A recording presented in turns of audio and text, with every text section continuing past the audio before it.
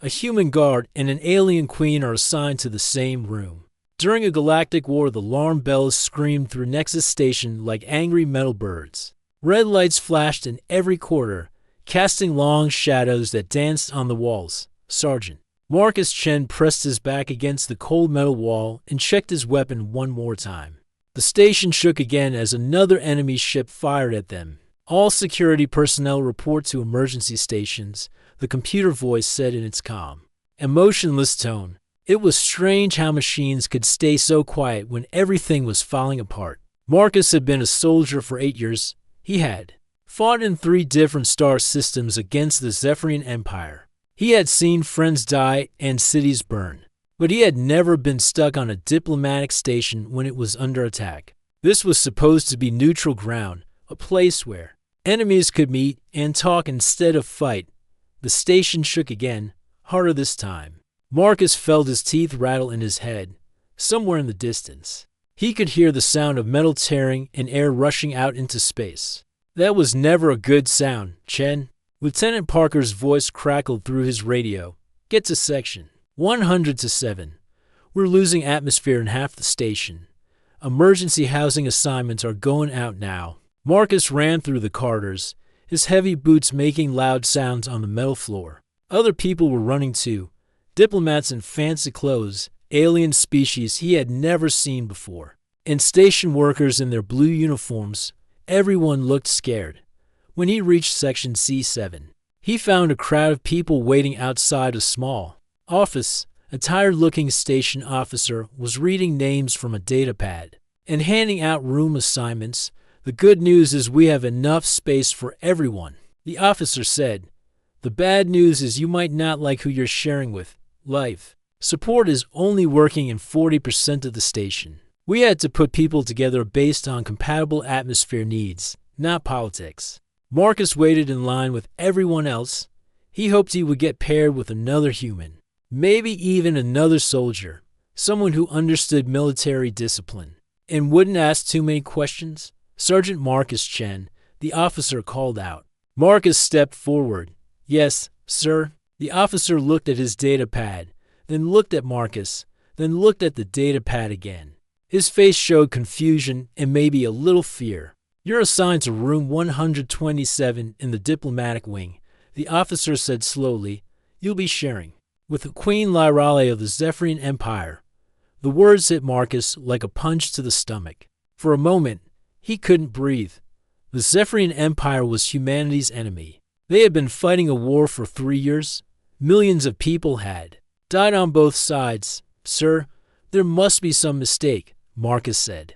His voice sounded strange in his own ears. The officer shook his head. No mistake. The computer matched you based on atmospheric requirements and body temperature ranges. You both need oxygen-nitrogen mix at standard pressure, and you both can handle temperatures between 60 and 80 degrees. Those are the only factors the emergency system considers. Marcus wanted to argue, but another explosion rocked the station. This one was close enough to make the lights flicker. The officer was already calling the next name on his list. Room 127 was in the fanciest part of the station. The corridors here had soft carpets and real plants growing under artificial sunlight. Marcus had never been in this section before. Regular soldiers weren't usually invited to the diplomatic areas. He found the room and stood outside the door for a long moment. His hand was on his weapon. More from habit than anything else, he had spent 3 years training to fight Zephyrians. Now he was supposed to live with one. The door opened automatically when he stepped forward. The room was bigger than his quarters on the military ship, with 2 separate sleeping areas, a small kitchen, and a sitting area with comfortable chairs. It looked like a nice hotel room, not like the metal boxes soldiers usually slept in. She was standing by the window, looking out at the stars. Marcus had seen Zephyrians before, but only through weapon sights or in military briefings. This was different. Queen Lyrale was tall, maybe 7 feet, with skin that looked like it was made of pale blue crystal. Her hair was long and silver, flowing like water down her back. When she turned to look at him, her eyes were the color of deep purple jewels. They seemed to change color slightly as she looked at him, shifting from purple to silver and back. Again, she was beautiful in a way that made Marcus forget for a moment that she was supposed to be his enemy. "So," she said, and her voice was like music played on glass instruments, "they have given me a human guard dog to share my cage." The words broke the spell. Marcus remembered who she was and what her people had done. His sister Sarah had died. When the Zephyrians attacked the colony on Kepler Prime, 50,000 humans had died that day. "I'm not a guard dog," Marcus said, keeping his voice steady and professional.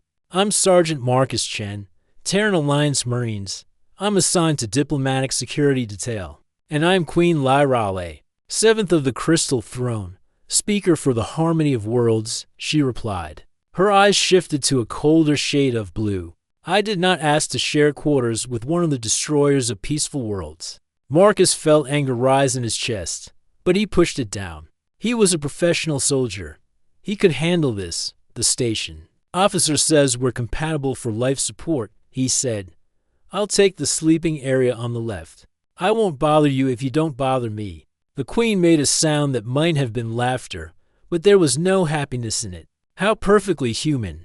You think you can simply ignore the problem and it will disappear." Before Marcus could respond, the station shook again. This time, the lights went out completely for several seconds before the emergency power kicked in. In the darkness, he heard the Queen make a small sound of surprise. When the lights came back, she was gripping the back of a chair, and her eyes had changed to a brighter, more worried shade of purple. "The station is badly damaged," Marcus said, more to fill the silence than because she needed to know. "We might be here for a while. Then we must learn to tolerate each other," the Queen said. She moved to the other sleeping area and began unpacking a small bag. "I suggest we establish rules. I will not discuss military matters, and you will not ask about them." "Agreed," Marcus said. He put his own gear in the left sleeping area and checked the room's systems. The air recycling was working, but it was running at minimal efficiency. The temperature control was also having problems. Over the next hour, they settled into an uncomfortable routine. They moved around each other like dancers who had never practiced together. Careful not to get too close, careful not to make eye contact. Marcus checked his equipment and tried to contact his unit. The Queen sat by the window and did something with a small crystal device that made soft humming sounds. The first real problem came when Marcus opened the food storage unit. There were standard emergency rations inside, protein bars, water, and vitamin supplements designed for humans. He looked at the packages and realized he had no idea what Zephyrians ate. He glanced over at the Queen. She was still sitting by the window, but her crystal device had stopped humming. She was very still. Marcus had been a soldier long enough to recognize the signs of someone who was trying not to show weakness. "When did you last eat?" he asked. She turned to look at him, and her eyes flashed with anger. "That is not your concern, human." But Marcus noticed that she didn't answer the question, and he noticed that she had been in the room for hours without opening the food storage unit even once. Either she wasn't hungry, or she couldn't eat what was there. Outside their window, the stars looked cold and distant. The war was still going on out there. Ships were still fighting and people were still dying. But inside room 127, two enemies were learning the first lesson of survival. Sometimes the person you hate most might be the only one who can help you live. Marcus watched Queen Lyrale from the corner of his eye. She had been sitting in the same position for 3 hours now, perfectly still like a statue made of crystal. Her breathing was slow and careful, the way people breathe when they're trying to control pain or hunger. He opened another protein bar and ate it slowly. The taste was terrible, like cardboard mixed with artificial strawberry, but it would keep him alive. The Queen's eyes followed his movements, but she said nothing. "You haven't eaten anything since I got here," Marcus said finally. "I am not hungry," she replied, but her voice was quieter than before. Marcus had been a soldier long enough to know when someone was lying. He had also been hungry enough times to recognize the signs. The way she held herself too carefully, the Wei, her eyes lingered on his food even though she tried to look away. Can you eat human food? He asked directly. The queen's eyes flashed with anger again. But this time it looked more like embarrassment. Your food is incompatible with my biology. Marcus nodded. He had suspected as much. Different species needed different things to survive. What was healthy for humans might be poison for Zephyrians. What do you normally eat? Why do you care? She snapped.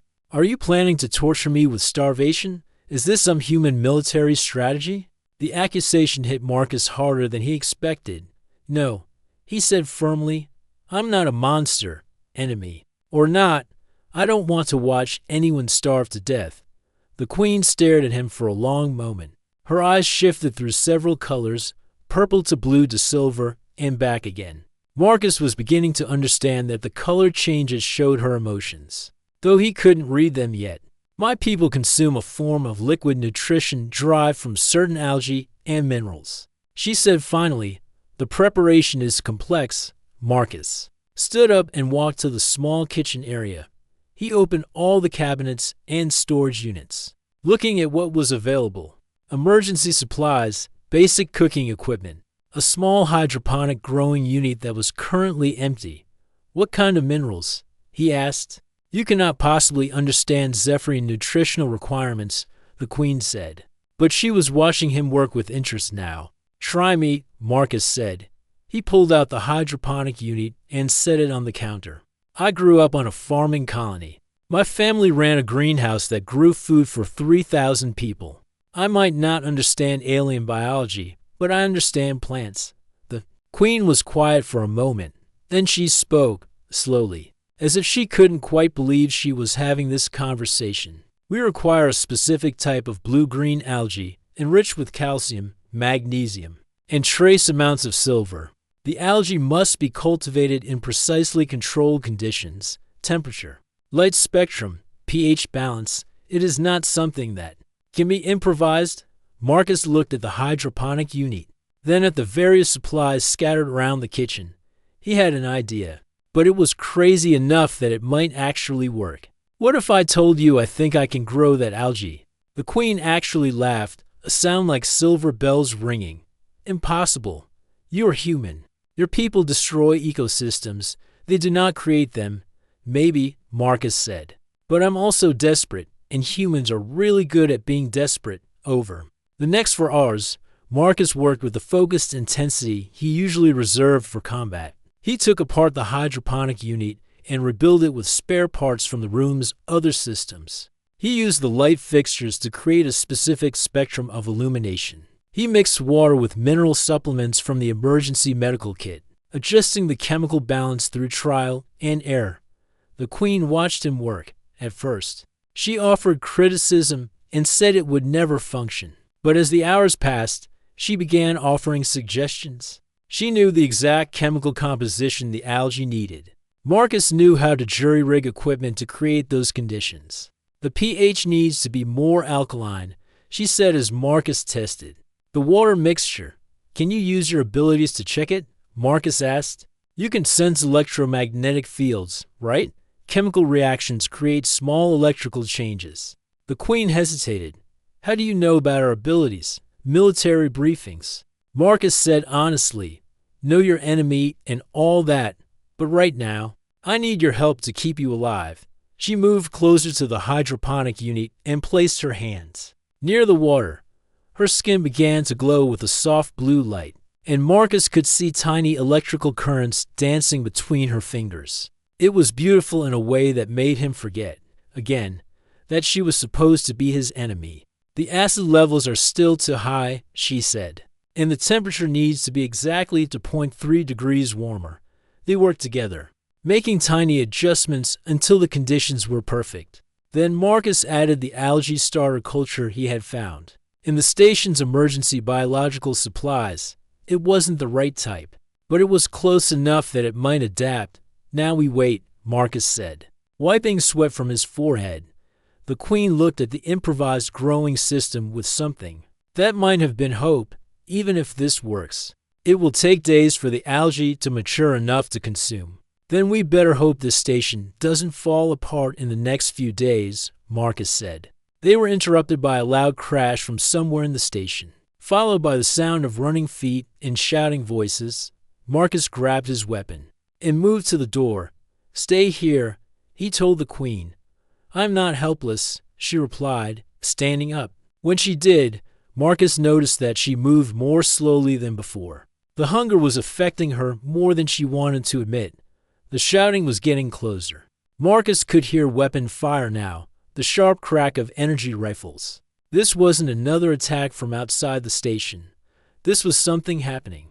Inside station security to all residents, a voice announced over the communication system. "We have hostile boarders in sections A through D.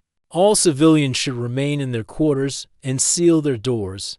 Marcus looked at the Queen. She looked back at him. They both understood what this meant. The station was being attacked by pirates or raiders. People who would take advantage of the chaos to steal whatever they could find. "Can you fight?" Marcus asked. "I'm royalty of the Zephyrian Empire," she said, and her eyes blazed with purple. "Fire! I have trained in combat since I could walk." The door to their room exploded inward. 3 figures in dark armor rushed in, carrying weapons that looked cobbled together from spare parts. Pirates, just as Marcus had suspected. Well, the leader said, his voice muffled by his helmet, "a human soldier and a Zephyrian royal. Someone will pay a lot of money for both of you." Marcus raised his rifle, but he was outnumbered 3-1. The pirates had them trapped with nowhere to run. That was when Queen Lyrali stepped forward, and Marcus saw what Zephyrian combat training really meant. Lightning erupted from her fingertips, bright blue electricity that danced through the air like a living thing. The first pirate screamed and fell, his weapon smoking in his hands. The second pirate fired at her, but she moved like flowing water, bending and twisting in ways that seemed impossible. Marcus didn't waste the opportunity. He shot the third pirate while the Queen dealt with the second. In less than 30 seconds, the fight was over. The Queen swayed on her feet, and Marcus caught her arm to steady her. Using her abilities had cost her energy she didn't have. "Are you okay?" he asked. "I will survive," she said, but she didn't pull away from his support. "Thank you for trusting me to fight beside you." Marcus looked at her, really looked at her, and realized something had changed. She wasn't just the enemy anymore. She was someone who had fought to protect him, just as he had fought to protect her. "Thank you for having my back," he said. Outside their window, the stars still looked cold and distant. The war was still going on. But inside room 127, 2 enemies had taken the first step toward becoming something else entirely. Marcus sat on the edge of his bed, cleaning his rifle with steady, practiced movements. His hands knew the routine so well he could do it with his eyes closed. Strip, clean, oil, reassemble. It was something that calmed his mind after combat. Across the room, Queen Lyrali was drinking from a cup of the green liquid they had grown together. The algae had worked better than either of them had expected. She looked stronger now, more alert. Her skin had regained its crystal-like glow. "Your weapon maintenance is very thorough," she observed, watching him work. "A dirty weapon can get you killed," Marcus replied without looking up. "My drill sergeant used to say that a soldier's rifle is his best friend because it's the only thing that will never let him down if he takes care of it." "An interesting philosophy," the Queen said. "My people believe that weapons are tools of last resort. We prefer to solve conflicts through understanding and harmony." Marcus looked up at her. "Then why are your people at war with mine?" The Queen's eyes shifted from their current silver color to a deeper blue. "That is, complicated." "We have time," Marcus said. He finished reassembling his rifle and set it aside. "The algae won't be ready for your next meal for 6 hours. The station is on lockdown because of the pirate attack. Neither of us is going anywhere." The Queen was quiet for a long moment. She stared into her cup as if the answers to the universe were floating in the green liquid. "Tell me about your sister," she said suddenly. Marcus felt his chest tighten. "What? When we first met, I could see the pain in your eyes when you looked at me. It is the same pain I carry. You have lost someone to my people, haven't you?" Marcus didn't want to talk about Sarah. He never talked about Sarah. But something in the Queen's voice made him feel like she would understand. Her name was Sarah. He said quietly, "She was 2 years younger than me. She was a teacher on Kepler Prime, working with human children who had been born on the colony. She loved those kids like they were her own. What happened to her? Your fleet attacked the colony 3 years ago. They said it was a military target, but it was mostly civilians, farmers, teachers, families. Sarah was in the school when the bombs fell. She tried to get the children to safety. The building collapsed on them. The Queen's eyes changed to a color Marcus had never seen before, a deep, sad purple that seemed to glow with its own light. "I'm sorry for your loss," she said, and her voice was softer than he had ever heard it. "War creates pain on all sides. Don't," Marcus said, anger rising in his voice. "Don't try to make this equal. Your people started this war. You attacked first, did we?" The Queen asked quietly. Marcus stared at her. "Of course you did. Everyone knows that. The Zephyrian Empire launched the first strike against human colonies." The Queen set down her cup and looked directly at him. "What if I told you that from our perspective, your people attacked first? That's impossible, is it?" She stood up and walked to the window. "Let me tell you about my daughter." Marcus felt something cold settle in his stomach. "Your daughter. Her name was Zire. She was young by our standards, only 50 of your years old. She was part of a scientific expedition studying the effects of space travel on our people's connection to the collective consciousness." The Queen's voice was steady, but Marcus could see the pain in the way she held herself. The expedition was traveling through what you call the neutral zone. When they encountered a human exploration ship, our scientists sent peaceful greetings. Following all galactic protocols for first contact, they received no response.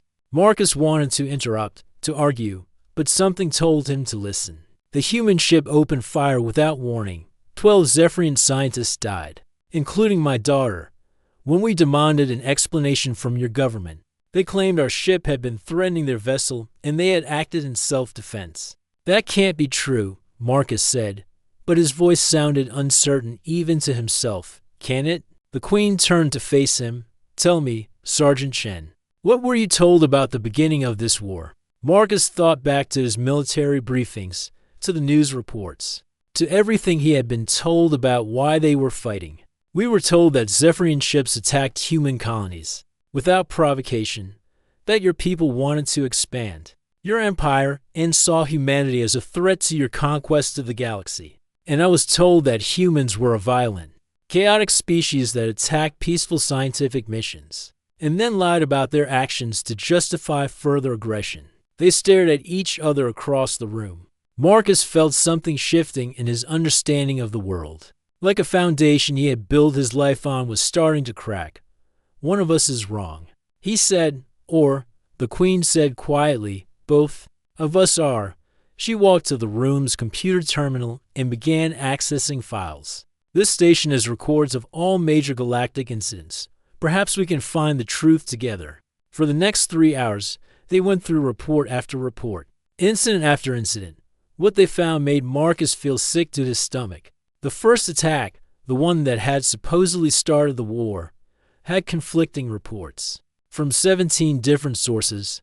Human reports said Zephyrian ships had fired first. Zephyrian reports said human ships had fired first.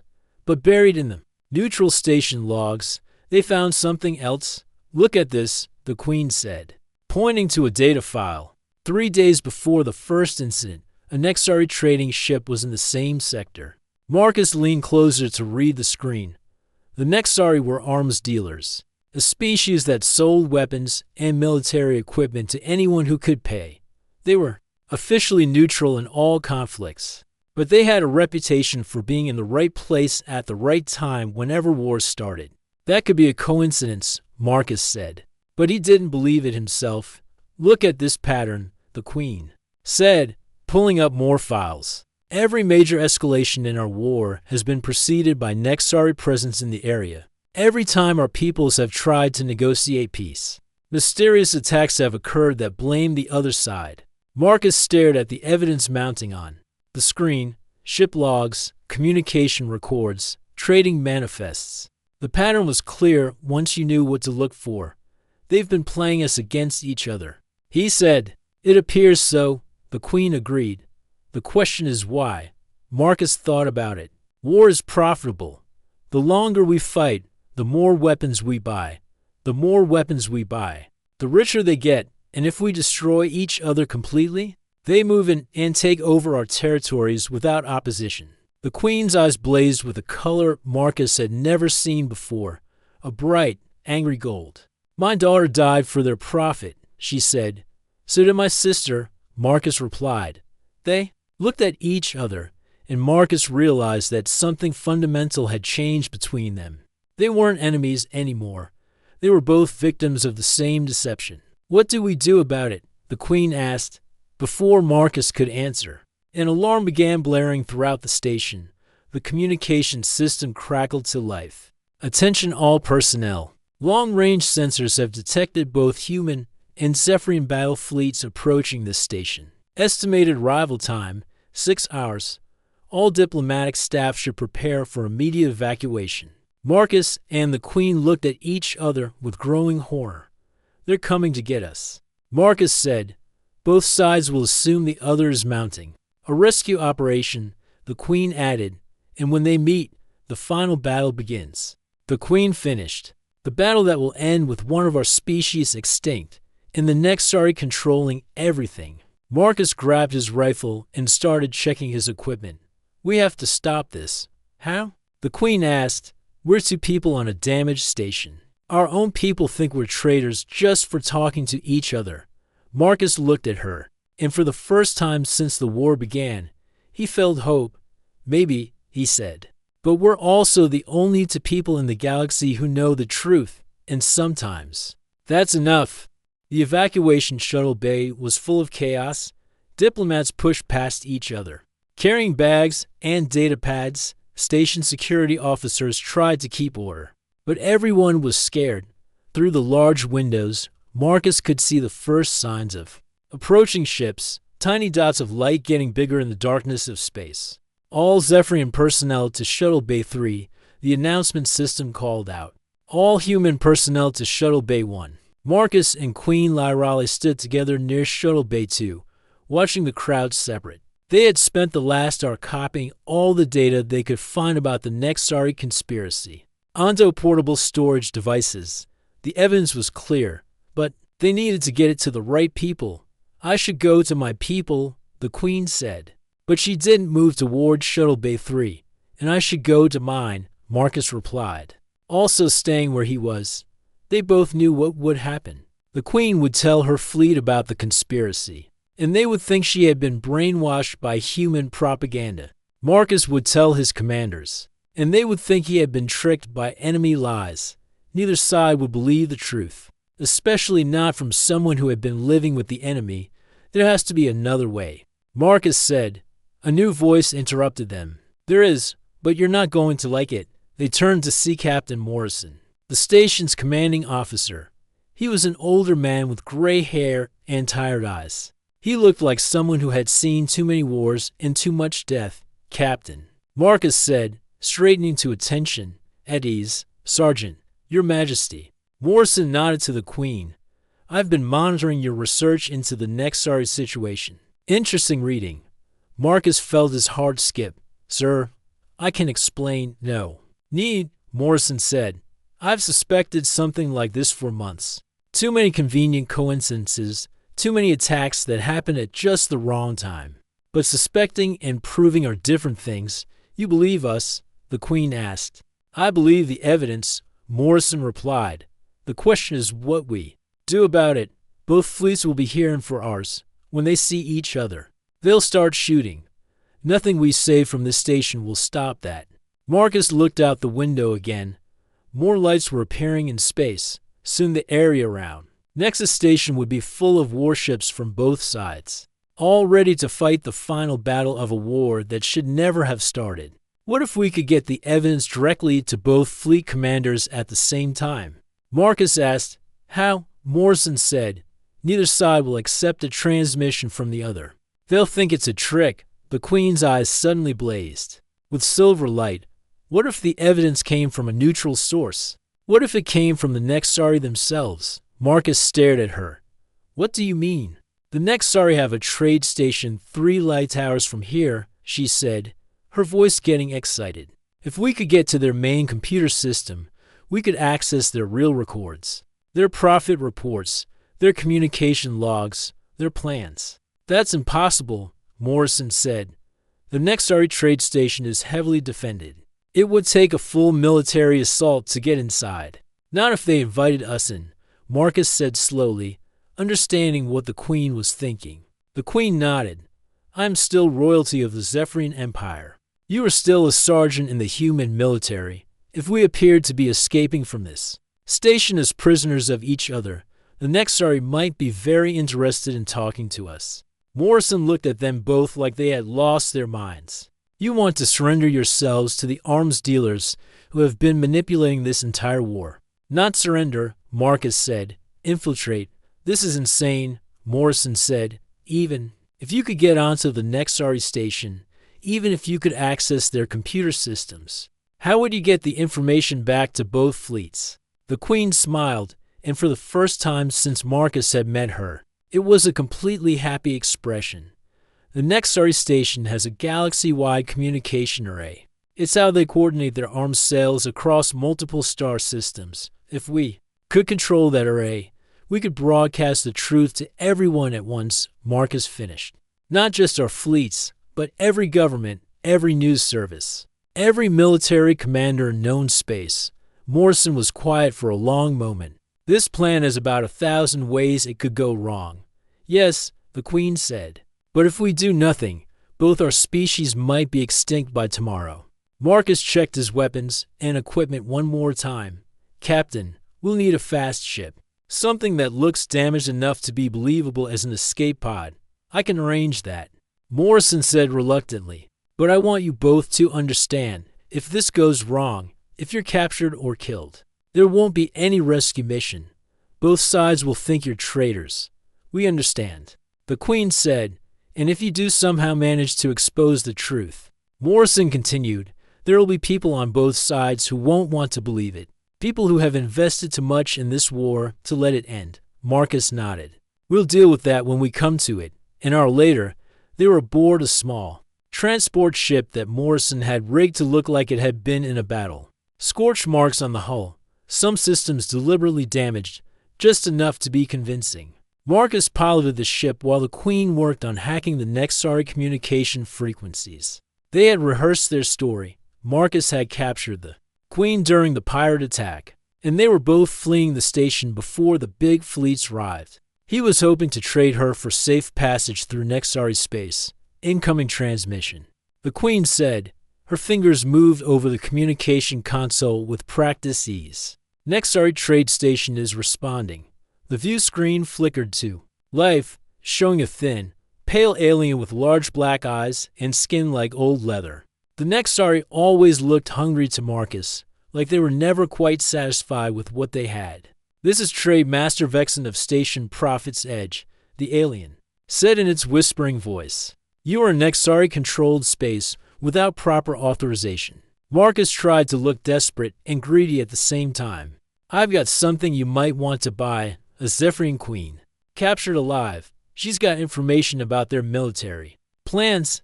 The Nexari's black eyes seemed to grow even larger. Interesting. Dock at port 7. You will be evaluated.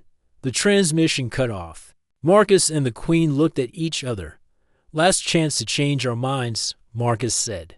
My daughter is dead because of their greed, the Queen replied, her eyes blazing with that angry gold color again.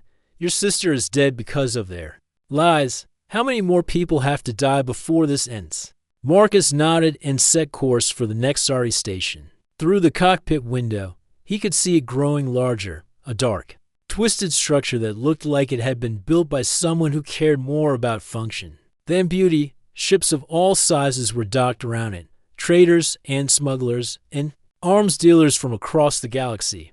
Whatever happens in there, Marcus said, I want you to know that fighting beside you has been an honor. The Queen reached over and touched his hand. Her skin was warm warmer than he had expected. "The honor has been mine, Marcus Chen. Perhaps when this is over, our peoples can learn to see each other as we have learned to see each other." The docking clamps engaged with a metallic clang. Through the view screen, Marcus could see Nexari security forces waiting for them, armed and ready, behind them. The station's corridors stretched away into darkness. Marcus powered down the ship's engines and picked up his rifle. The Queen stood beside him, her hands already beginning to glow with the soft blue light of her electrical abilities. "Ready?" he asked. "Ready," she replied.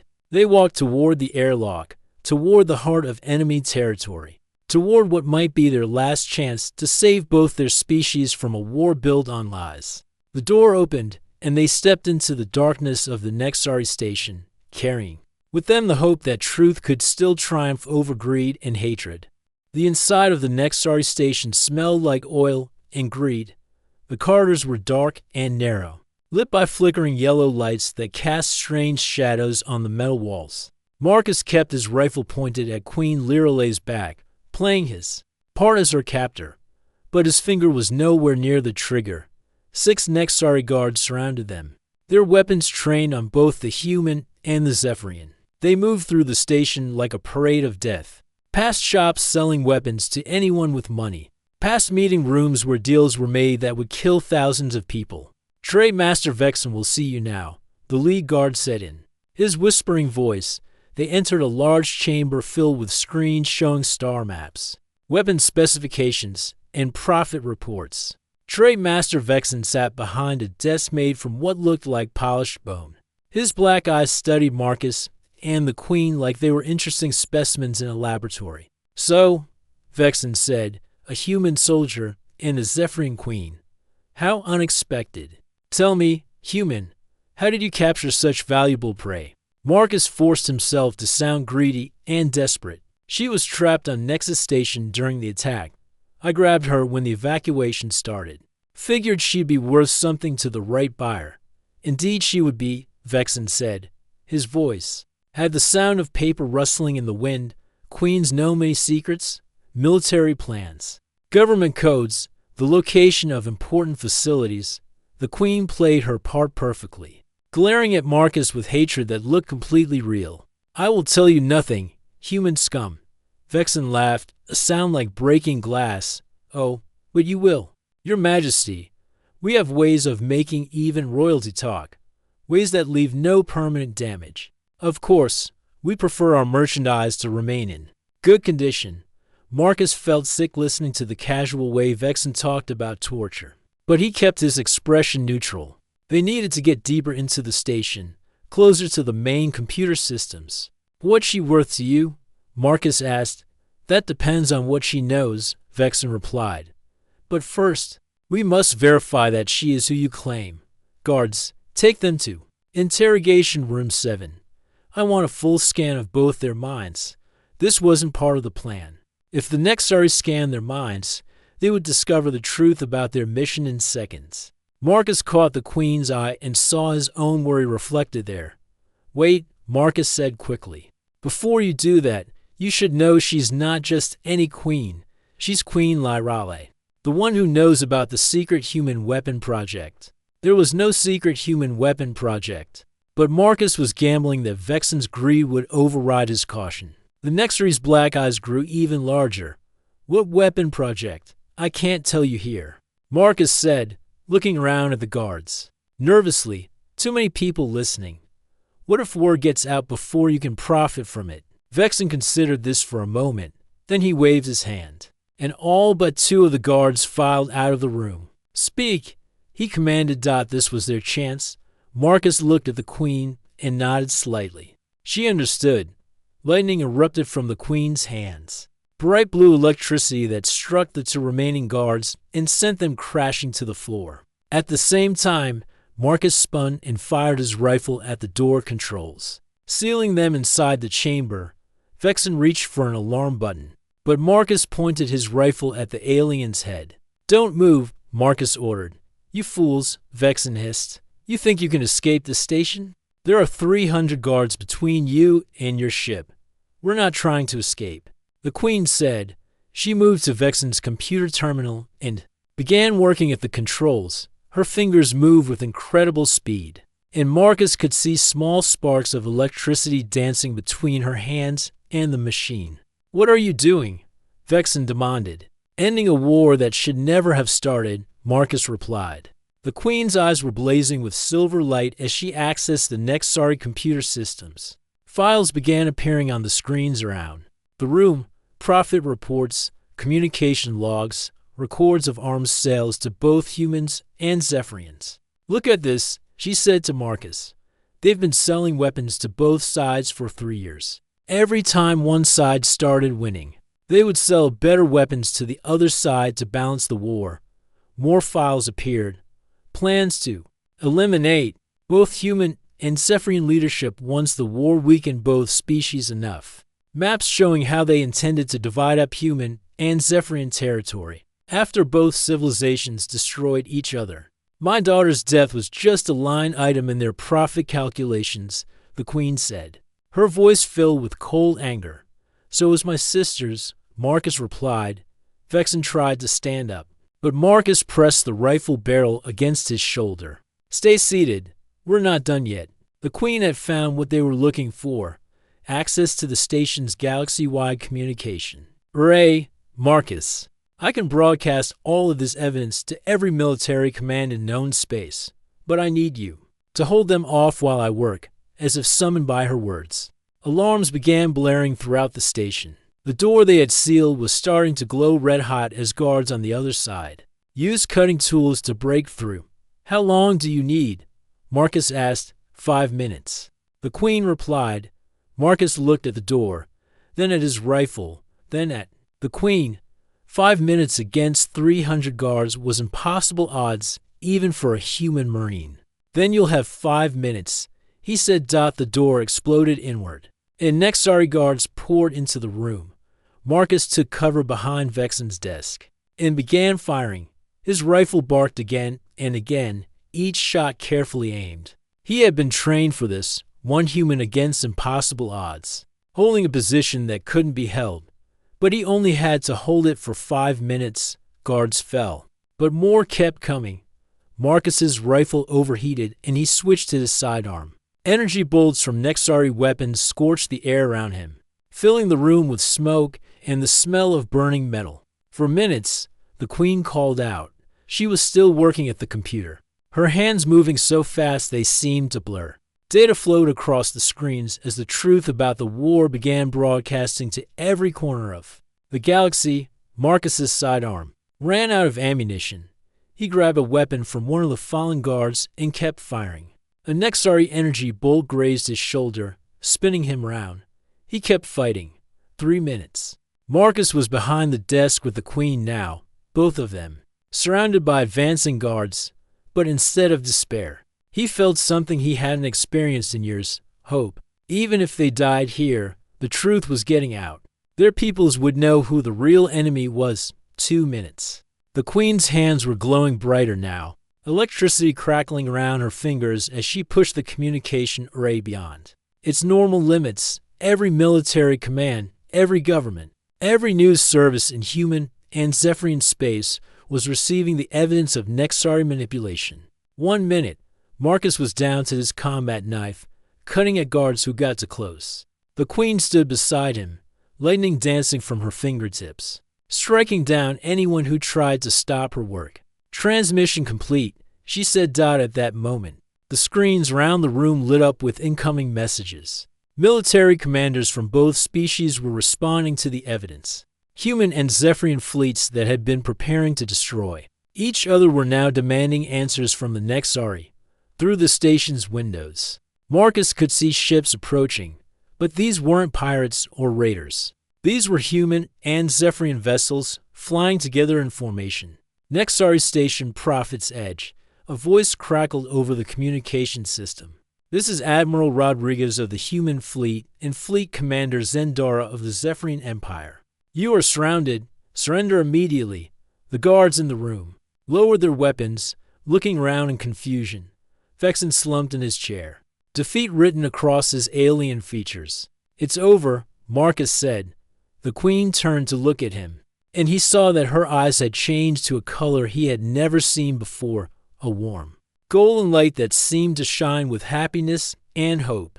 "No," she said, reaching out to take his hand. "It's just beginning." 6 months later, Marcus stood on the observation deck of New Harmony Station, the first joint humans ever in colony. Through the transparent aluminum windows, he could see ships from both species working together to build something that neither could have created alone.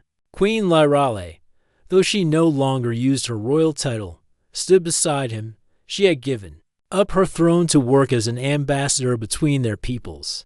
Marcus had left the military to help establish diplomatic relations. "Do you think it will last?" Marcus asked, watching a human construction crew work alongside Zephyrian engineers to install a new habitat. "Module, pieces like the algae we grew together," Lyrale said, smiling. "It needs constant care and attention, but if we tend it properly, it can feed everyone." Marcus looked at the woman who had once been his enemy and was now something much more important, his partner in building a better future.